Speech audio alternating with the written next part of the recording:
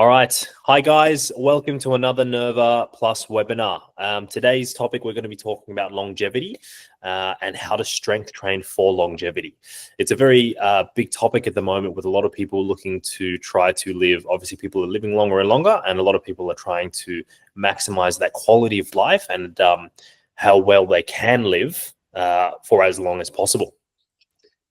So today, obviously, we're talking about strength training, and it is something that is beginning to become talked about a lot more in this kind of space, but really why strength training is important for longevity, what you need to do for it, how it all works, why it is important for longevity, and then when do you need a little bit of help with it. So we'll get straight into it. So basically strength training, i.e. resistance training, using weights, even body weight training, some calisthenics and things like that. Why is it important? It's important because when you're looking for longevity, you're essentially looking to maintain your quality of life as much as possible over a long period of time. And obviously it's not as pertinent for people in their 20s and 30s, but that's kind of where you can really set yourself up for success in terms of being able to build the habits and being able to build the processes and parts of your life that will lend themselves to you once you're reaching the 50s, 60s, 70s, 80s and beyond. And so strength training in of itself is a really important part of that, because it allows your body to have, once you get to 60 plus, to be as healthy as possible. It allows you to maintain as much muscle mass as possible, and then from there it's going to allow you to be able to move around and maintain what we call your functional independence. So strength training here, strength training and mortality reduces all-cause mortality risk. Some of these terms might be a little bit wordy, so I'll go through them quickly. And also muscle mass and strength are strong predictors of longevity. Now, the names at the end are just some papers, reference papers and things like that, in case people are interested, so we can always share those as needed. But basically, strength training and mortality, they're found through a lot of studies that when you are strength training, you have a lower all-cause mortality risk, which is basically just anything that will cause you to die. And so from there, the reason why they're predicting that is that one of the biggest killers in the elderly is actually falls. So the elderly, they become a little bit more unbalanced, a little bit more unstable. And then from there, they go to get off the toilet or to get out of the shower or step over the bath. They have a fall, they trip, they land on the hip. They'll usually associate it with some kind of fracture because there is not as strong bones, they don't bounce as well. And then from there, that fracture will then mean that they'll get surgery, which means that they'll have a higher risk of not making it through that surgery. So it's quite a high risk operation to do surgery on elderly patients. B, they won't get the surgery, but their ability to move around, so their functional independence, will be much less, which is usually linked to people not being as satisfied because they can't even get up to go to the bathroom or get up to get a glass of water when they want.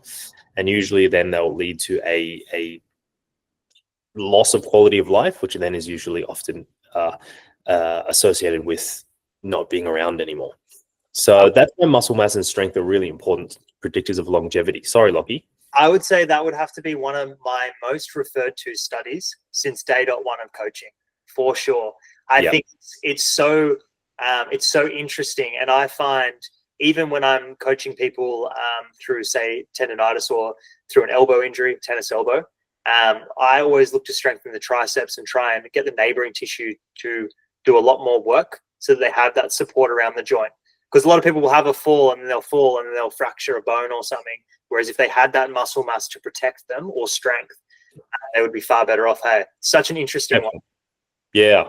And it's something that is, it's like we take falling for granted.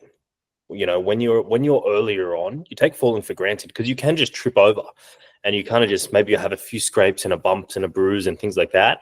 But it really, you kind of just dust it off and off you go. Week, 2 weeks, you'll be right. If you're really unlucky, you might fracture something, but even then, 12 weeks in a cast, 16 weeks in a cast, or, immobilized and then doing a bit of rehab and you're fine. But once you hit that kind of that elderly end stage of life, you don't bounce back the same. And it has such a big impact on your ability to be able to do things. And eventually, obviously, your ability to live a long and high quality of life. I even find, mate, if I have 2 weeks off the gym and then I go do something quite unique like surfing or something and I'm just paddling, I'll get out and my neck will be cooked. I'll almost feel like around here is real tight. Then I take that into like the whole week and then I feel like I've got little niggles that I never had. Whereas if I just go to the gym and I'm doing like 2 back sessions a week, some pull movements, I surf just fine. So even at 30s as well, I notice it for sure. Yeah, definitely. 100%. So yeah, like we're saying, all-cause mortality, strength training and things like that has a really, really high correlation with predictors of longevity. So you want to be trying to maintain muscle mass and strength all the way throughout. And a key part of that is being able to go to the gym or to do exercise, physical activity on a regular, consistent basis all the way through. What have we got here? Functional independence. So less likely to suffer falls and fractures, obviously, if you have good strength, and it also improves mobility and overall function. So again, really similar points here, where basically the more you can move, the better it is for you, because it allows you to be able to be independent. And then from there, obviously reducing the chances of falling. So like we're talking about muscle mass. So muscle mass, we've got here from a study, adults lose between 3 to 8% of muscle mass per decade after 30. There's another stat that kind of brings that really, really nicely into perspective in that, and it's obviously a stat for males because a lot more of that research is there for men at the moment, but they're starting to do more research into women. But after the age of 50, men lose 1% of muscle mass per year. So if you want to be trying to slow that progression, you can reverse that, but obviously you're losing 1% a year, so it's harder. But if you're trying to slow that, then obviously you want to be trying to build the habits pre-50. So build up your bank balance of muscle mass so that essentially you have muscle mass all the way up. And then once you're at 50, you've got a big bank balance of muscle mass to be able to withdraw from, and you're going to be able to live a much longer, much more healthy life. I think it's around after 30, men lose, it's something like 0.6 or 0.7% of muscle mass per year. Really scaring me over here. I just hit 30 like a month ago, so yeah. I'll prepare myself. You only just hit 30, so you're all right, look. You got a bit to take from, mate. That's it. Yeah, hopefully that's the goal. Yeah. And so obviously strength training helps to slow that process down. You can reverse it, like I said, but trying to out train or put on more than 1% of muscle mass a year can be difficult, particularly once you're at that 50 and you haven't got these habits in place already. So that's why, even though sometimes you may not be feeling like you might not be getting anywhere in terms of training, you're really just, when you zoom out and you're looking at the long game, it's going to be paying its dividends off for you, versus if you had never done anything, you never exercised, even if you're on and off again, these habits and having done the physical activities still even pays dividends in the long run. And so obviously metabolic and cardiovascular health, so not just having muscle mass and being able to move around, but your overall health markers obviously reduced or improved, they're improved with strength training and improved muscle mass.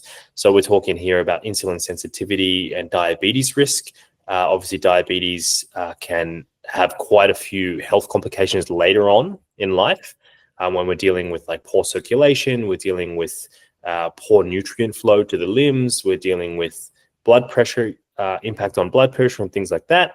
So strength training, obviously over the long term, in the short term, you're going to be helping your insulin sensitivity, reducing your type of diabetes type 2 risk.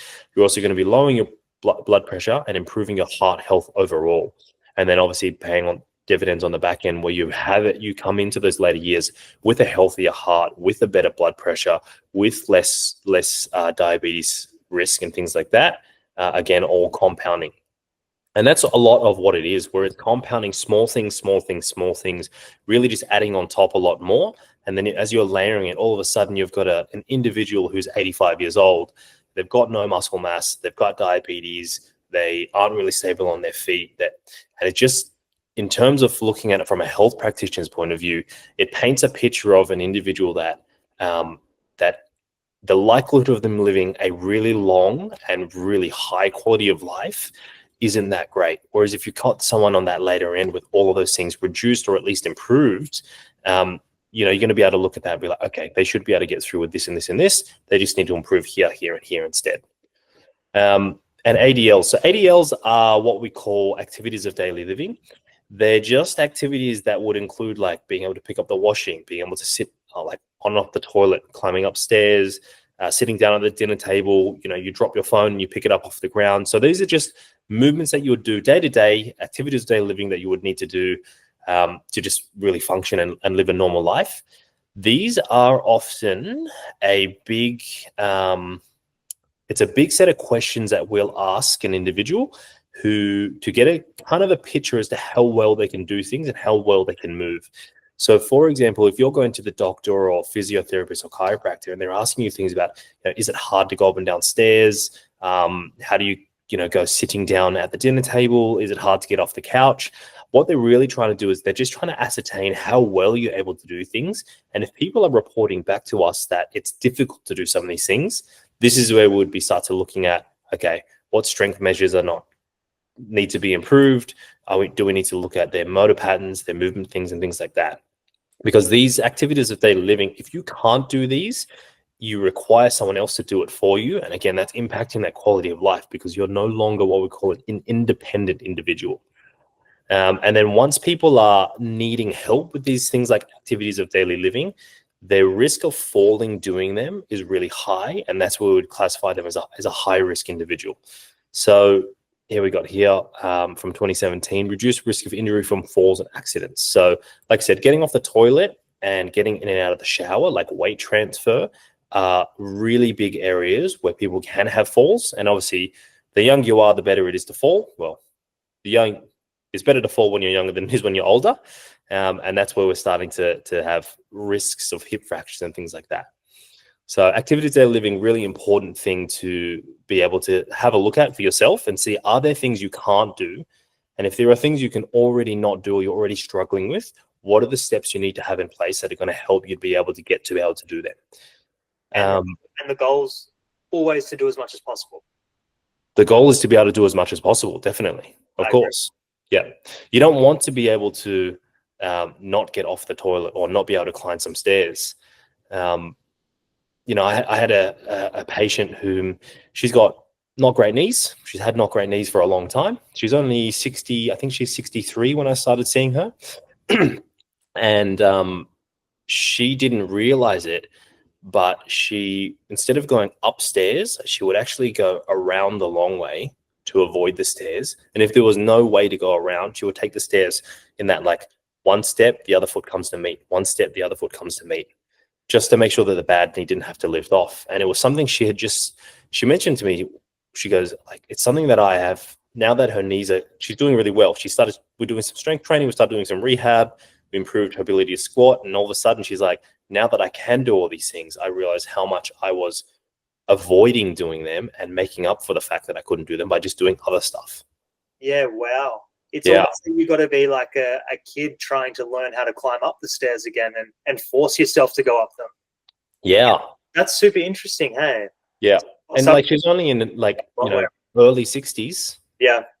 And her knees, look, they haven't been great for 10, 12 years, but they weren't the worst knees I saw. And all we ended up doing, Lockie, was we got her to do some wall sits. We got her to begin to do some basic goblet squats. And we got her to begin to do some basic hip strength work. And the amount of difference it made for her was I think she's gone to Europe, or she'll be in Europe shortly. Stairs there. And stairs, that was the thing that motivated her to come in. So strength and then mobilizing. So you're giving her strength work specifically to target the neighboring tissue, and then you're mobilizing and glutes, and then you're mobilizing the tissue around as well, so that she can do those movements. Yep, and she can begin to get a better range of motion through the knees to then allow her to go further into a squat or into a knee bend style pattern to put more load upon the quad. And this would stop, correct me if I'm wrong, but this would stop a lot of individuals from getting knee replacements or knee surgery if they got to this 10 years earlier and did those sort of allocations. I can't say for certain, but there is a really strong likelihood of the fact that it would reduce the need for those kinds of things. For sure. Okay, cool. Yeah. Or at least not reduce the need, but put it off so that they don't need it as early. And because then if you're getting it, we can go down a rabbit hole here, but if you're getting a knee reco, then you're going to do the same things over and over again. And then 6 months later, you may need another knee reco because you haven't been able to do the things that you should have done in the first place. Yeah. Yeah.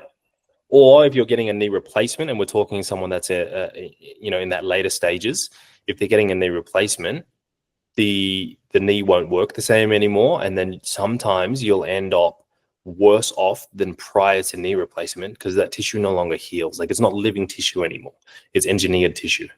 Interesting, love it. Yeah, yeah. So that rehab and strength component is really important to make sure that like you're really just attacking it every day or every week for your entire life. It's so good for you. Yeah, absolutely. Yeah. And then obviously physical things, that's a lot of physical things, mental stuff. So obviously there's been a lot of in the media, over the last 10 years talking about exercise and the link between that and mental health, reduction in depression, anxiety. So there's just a few references there. Obviously, exercise strength training is linked to reductions in symptoms of depression, anxiety, also correlated with increased confidence and overall well-being. So just really great things all around for body, for mind as well. This is in particular one that I really like, and I find it is quite pertinent for a lot of people once they're starting to reach that 40, 50 mark. So osteoporosis is basically a disease which is essentially weakening of the bone. And what it means is that there is decreased density of the bone, so decreased bone mineral density. So any bone that has what we classify as osteoporosis is at a high risk of fractures if there are unusual forces acting upon that. So the bone is just not as strong and it doesn't bounce the same. Sorry, I just realized there's a typo in here. I added an extra F. Anyways, so exercise strength resistance training and bone mineral density. So this study, OsteoScience study, was actually done by Deakin University, which is in Melbourne. And what they found, this was actually one of the first studies in the world to document this process. In the old days, we used to think that once you had osteoporosis, essentially we wrap you up in cotton wool and we ship you off to a nursing home and there's nothing that can be done about it. But what these guys at Deakin University found that through supervised strength training, they were able to improve the bone density, obviously functional performance, so that's the ability to be able to do things, and muscle strength in older adults. So they actually took individuals from being osteoporotic to osteopenia, which is that middle section between normal bone and osteoporosis. And if you're osteopenic, so heading towards osteoporosis, they took you back to normal bone mineral density. So it is something that can actually change. And all you're doing there is you're putting strength and compressive load through the bone, and the body will actually lay down more bone in response to that. And that can obviously happen. I think the average age, don't quote me on this, but the average age in this particular study, they were all in about their 70s because it was done through a nursing home that was near the university.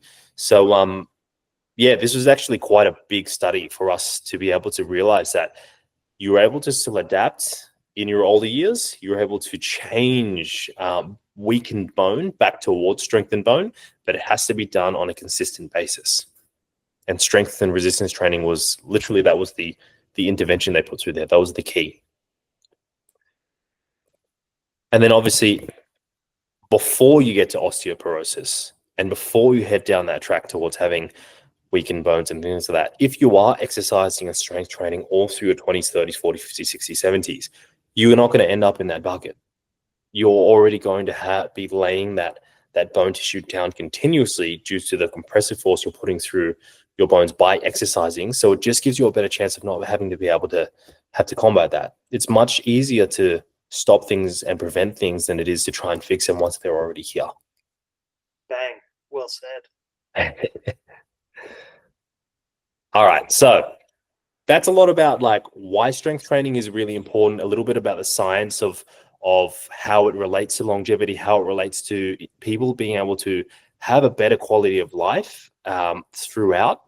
And now we're just going to get into a little bit more kind of what you need to do in terms of training across your different life stages. Because the important thing is that you train for where you're at. If you're in your 70s and you only just start to pick up exercise, you're not going to be wanting to try and attack your training in the same way that, you know, someone in the 30s and 40s would.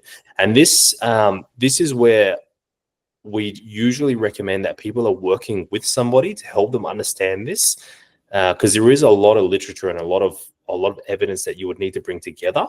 But this is kind of like a little bit of a simple, scalable version for people to be able to look at and say, I'm in this kind of bucket. This is kind of what I want to be focusing on. So in your 30s and 40s, you want to be trying to focus on building your muscle mass and building your strength, because you'll usually have still got testosterone flowing through, your hormones are going through you.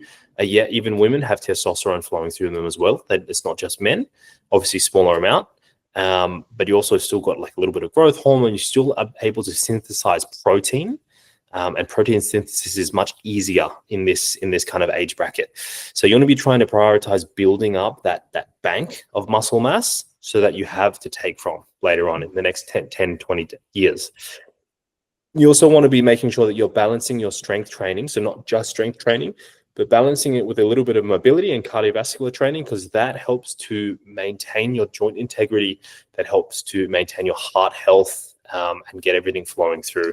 If you're only strength training in this life stage, once you get to the back end of your life, it will be much harder to improve your lung capacity.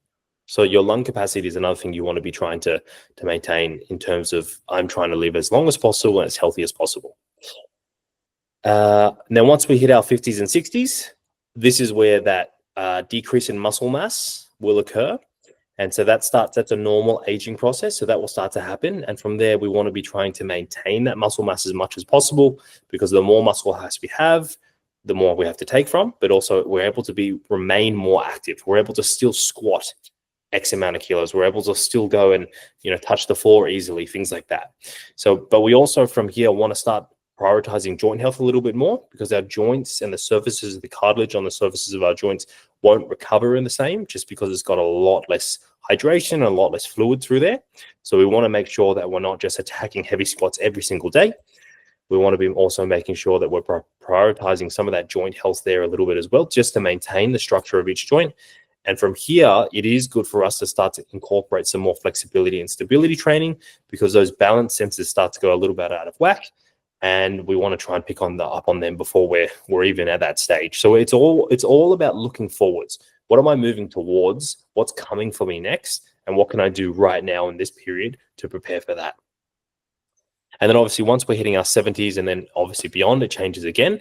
But here we're looking for a lower resistance. We don't need to be exposing 70-year-olds to 120 kilo squats. So we're looking for a lower actual weight, but a higher volume. So instead of doing, for example, 3x8, 3x10 squats at 70, 80 kilos, we might only be getting these guys to do 20, 30 kilo squats.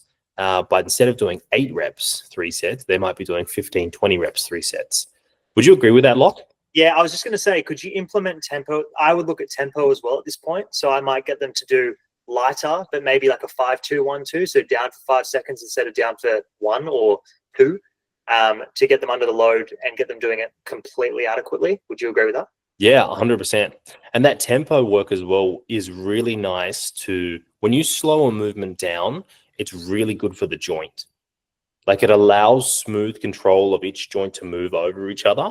And then from there, that's what's actually helps to improve tendon flexibility, tendon strength. It helps to improve like the attachment of the tendon into the bone, all of these kinds of things. So you can do tempo work earlier as well, but definitely in this age bracket, I'd be looking at tempo as well.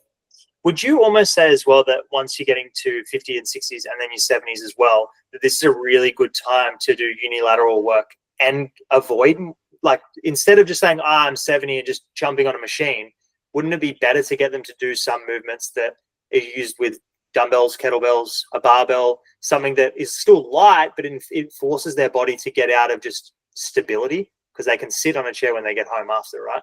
Yeah, 100%. But even in their 30s and 40s, you should be training not just on a machine. Correct. Yeah. There should be a thing all throughout. Like, machines have their time and their place, but like training through like essentially free weights or unguided movements, definitely. But I think you're right. It's more important, once we're hitting 50, 60, 70s, because the reason why I would choose that stuff over machine weights is because a person has to stabilize against different forces when they're using those. So that would be coming in there on some of that stability training, under some of that like functional movements and things like that. Because like when we go upstairs, like sometimes stairs are on a bit of an angle. Sometimes I'm wearing shoes that are a bit uneven.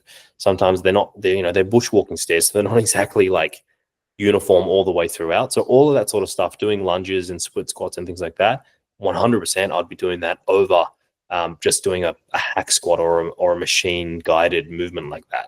So, and that will aim more for functionality rather than just muscle growth. Yeah, that's aiming more for functionality rather than just muscle growth. Exactly. Yeah. Yeah, 100%. So lower resistance with higher volume. We've got a large emphasis on lower body. So we're not looking at upper body as much anymore. It's just, you can still do it and it's still good for you, but it's just much harder to put on muscle mass there.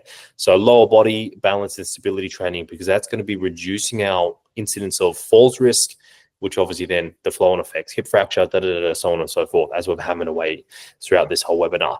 And then obviously functional movements for everyday activity transfer. So trying to make their training look as much as possible like what a daily life movement would look like.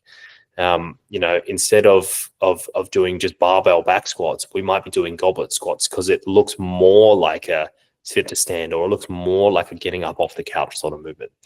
And this is where, guys, like having someone like a coach to help you through this stuff and having a coach to help you decipher this is really, really what's going to help set you up for success with some of these things. Like if you have the consistency part down, like use a coach. That's what they're there for, to help guide you through this. On that as well, I always tell my team that it's like, say, for example, you're saving up for a house, right? You could go at it alone and you could try and save money, right? But if you have an accountant and you have other people in your corner, it allows you to get to that goal that you want to get to far easier than if you had to go study everything alone and then after 2 weeks you get demotivated and you're like, no, I'm out. So it is so fundamentally important to learn how to train. But then additionally to that, if you have niggles, how do you respond to that? And that's where you come in as well, because a lot of people think, oh yeah, you just treat them, but you're actually teaching them how to train. And then we're progressively overloading things. And that is what equates to better joints, better long-term health, longevity, all those sort of cues. Couldn't agree. Yeah, 100%, mate, 100%. So yeah, that's kind of, guys, how you would structure some of your training throughout, depending on what you're looking for. And obviously, this should be tailored to where you're at.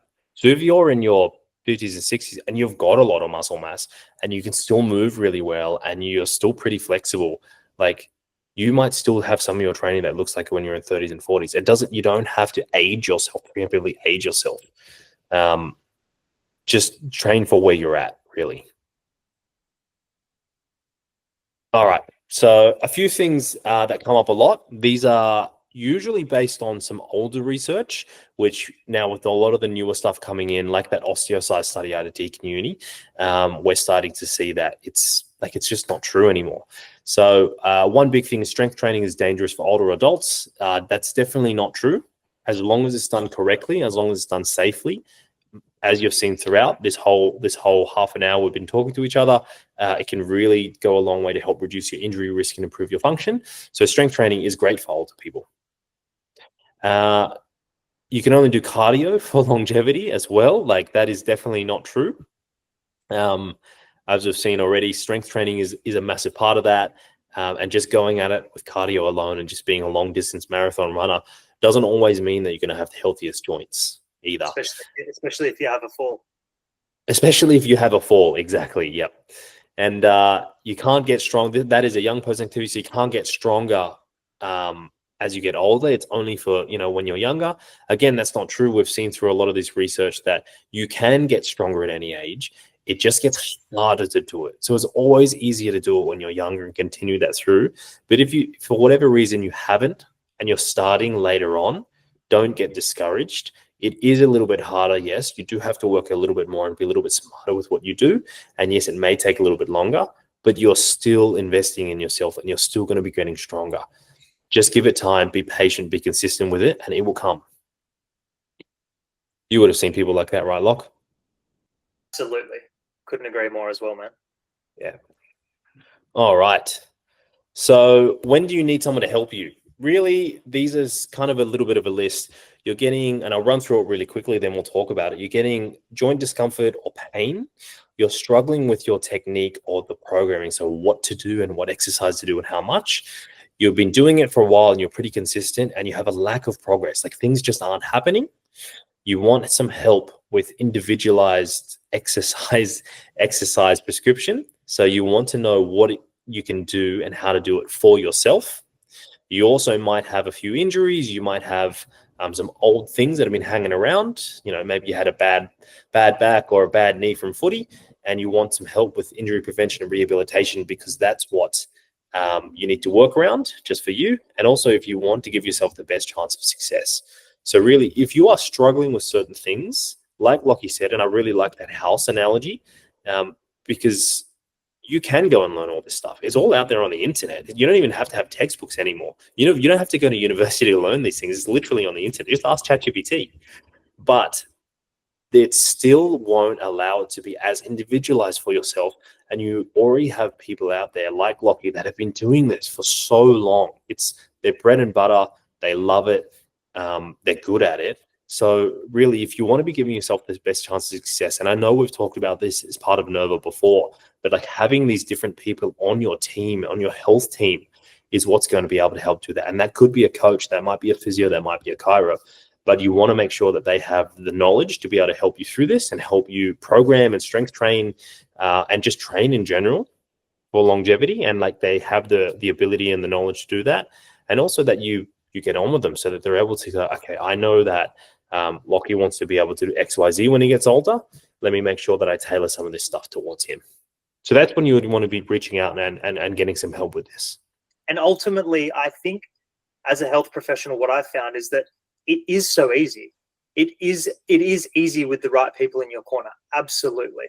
You know, like if you're looking at, you might have a shoulder niggle. It could be a simple thing of like, you might need to do some rotator work. You might not want to do that single arm dumbbell press. We might want to get you doing a barbell overhead press. It might be like a slight tweak, and then away you go for 3 months. And then you might encounter something else. You have another hurdle. Cool. Research some things, get some help off people, learn that thing, and then do the boring stuff for another 3 months, get results, and so on. It is fundamentally easy, I find. But it's just, I just wish people could really see from the outside point of view of like, oh, maybe with a little bit guidance there, I could actually get there. And then once I get there, I can go there as well. Yeah, 100%. The same way that, you know, people might go to an accountant and see and talk to an accountant once or twice to get some advice on how to do XYZ of what they want to do. You can do the same thing with health professionals. You can just go in. You don't have to be sick, or you don't have to be like injured or broken to be able to go in. You can go in and just say, this is what I want to know. How do I do it? Teach me now. Let's go.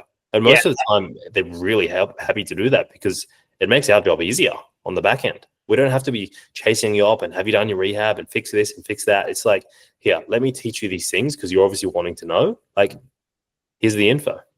And anything that you do in life, early prevention to that thing is all that matters. You know, like a lot of people would not get sick if they knew what they were deficient in earlier. 100%. 100%. So any of those things on the list, guys, like definitely reach out. And that, like I said, it could be to a really good strength and conditioning coach like Lockie. It could be to a sports chiro. It could be to a physiotherapist. But just reach out, ask them for some help, ask them for some guidance. And just yourself, you're pretty good. Yeah. All right. So does anyone have any questions? Do you have any from the app, or should I dive in and ask you one? Yeah, feel free. Feel free, Locke. All right, give me 1 sec. I'll see what I've got here. Helena, did you have a question? Not really, just a comment, I guess. I mean, obviously Lockie and I know each other, but I think I'm 54, although I spent 6 months thinking I'm 53, and I was a bit horrified when I discovered I wasn't.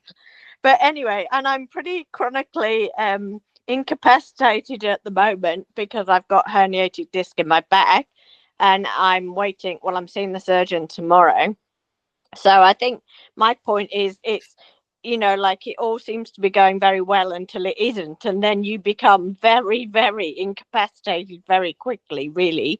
So I, you know, went and got some shopping today, and half a trolley worth, and trying to then work out how I'm going to get it up the stairs or up the lift, and you know, carrying bags and all the rest of it is like, yeah, it's pretty difficult, really. So yeah, it's one of those. I mean, I'm really glad that I am pretty strong before this injury, because I know my legs and my arms and things that do work are working almost overtime, because everything is so much more difficult. So it's just a comment, really.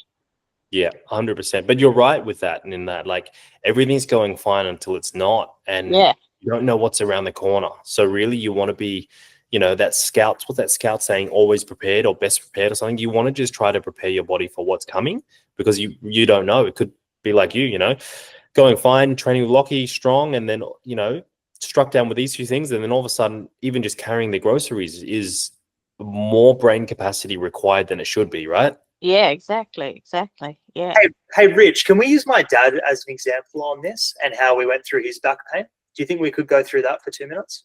Yeah, of course we can. I definitely asked your dad to release private information on the internet, and he said yes. Okay, cool. Sweet. Happy days. I'll check with him as well. No, this way. So his back was not in the best nick. And then when he first saw you, can you just talk us through how you best approached it and then how we communicated from there?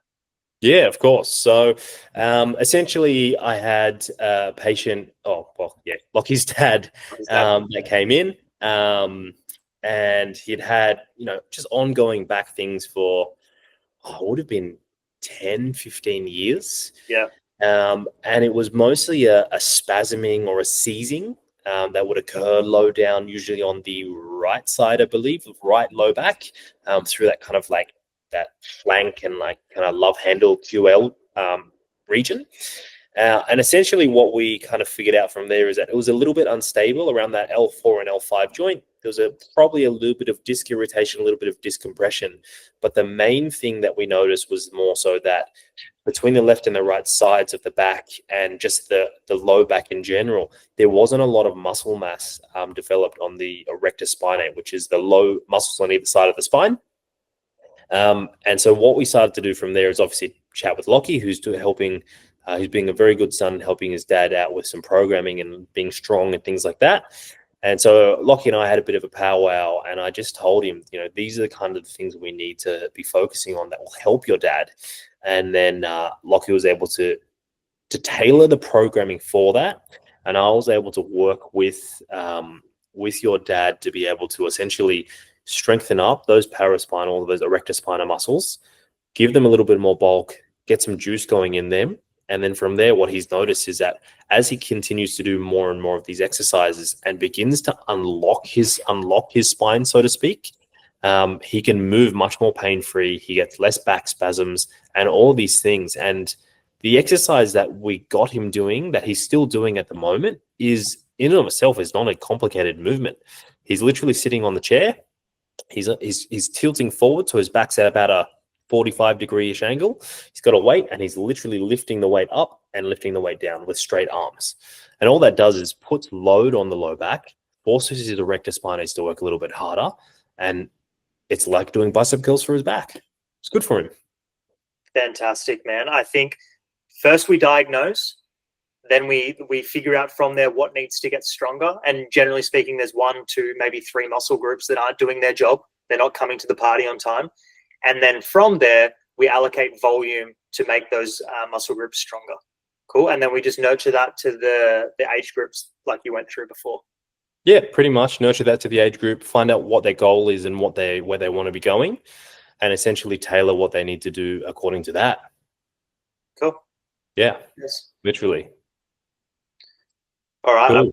So a question specifically around, let's say we're a 50-year-old individual and we've had a fall. Can you give me 2 different examples? I'm just trying to think of the best way to put this. 2 different examples of someone that has done strength training I don't know if I'm putting you on the spot too much here either. Someone that's done strength training versus someone that hasn't done strength training at 50 years old. How significant that injury can be. I can give you 2 case studies. That works real well. Okay, so I've got 2 patients, both females, roughly similar-ish kind of age. They're in that kind of 50s age bracket. One of them fell down the stairs. If she ever listens to this, she'll know exactly who I'm talking about. The one of them fell down the stairs walking off like her back step, and essentially rolled her ankle, a little bit of a fracture. The fracture of itself was tiny, it was minor, it was not a bad thing. Then I've got another patient. She was walking flat surface pavement. You know, the pavement kind of cracks and some of it steps up. She was walking on that. She didn't pay attention. She clipped her toe on the edge of that, stumbled, and then her foot went off the edge of the gutter. Now, the patient that fell down the stairs, her foot fell, if this is her foot, like this, and she did this. So she essentially rolled the ankle and pulled on it really hard. The patient that stepped off the edge of the gutter, here like this, tripped like that, and then just stomped on the ground really hard, essentially. Foot was still flat. That second patient ended up with a compression fracture through her fibula and tibia. And we call it so basically her tibia and fibula sit together, they separated. So it was a high ankle sprain, syndesmosis high ankle sprain with fractures. The first lady in the example that fell down the stairs, she had strength trained with the PT. She'd probably been doing it for 18 months at that point. And then prior to that, no exercise, never a thing. Like, didn't even know it was a thing. Started getting into exercise, started training with PT, really loved it, really feeling like she was getting stronger, and she would come in and tell me about these things. The other patient, similar, never exercised and still didn't exercise. And then post-op, so they basically one ended up with a decent, quite a big fracture. The other one ended up with a boot we put her in a boot for about 8-10 weeks. And then she was okay after that. We did, post-boot rehab, strength work. The lady that had the bad fracture had to go for surgery. She had pins in the ankle. The rehab was not that great because she wasn't used to having to do calf raises. She wasn't used to having to do all these different exercises all the time. And her ankle is still not quite right. That was 2-3 years ago. That's a great example. Yeah. Yeah, specific work. And then it's habitual efforts. And we see this with food as well, dude. It's like, if you know how to eat well, it gets easier. It's like, for me, I don't really have to think about eating anymore. Much like training, I can just walk into the gym and my muscles and brain are like, oh, sweet, I know what's going on. We're going over there. And then you don't have to warm up as efficiently. You still do little things, but you don't have to put as much detail into things, which makes things easier for sure. Of course. So that's a really good example. So yeah, and you're right. Like, you put the effort in, and all of a sudden it just becomes a little bit more commonplace. But you've been essentially adding to that bank balance constantly by doing these things on a regular, continuous basis, so that you can withdraw from them when you need to, and you'll still be okay. Like, nothing bad will really happen. Yeah, definitely. Fascinating, man. Really good stuff. Amazing. So, guys, hopefully you all were able to take a few things away in terms of why strength training is a big part of longevity, a big part of being able to live a really long and healthy life. Hopefully you'll be able to take a few things away as to why it's important, what you can do about it, what you need to do about it, and when you can reach out and ask for help and guidance. But if you're part of the Nerva group on school, you'll also be able to jump in posting questions and things like that, and we can always jump in and answer for you. Cool. Thank you so much, man. I really appreciate it. Amazing. Thank you. Thank you for having me.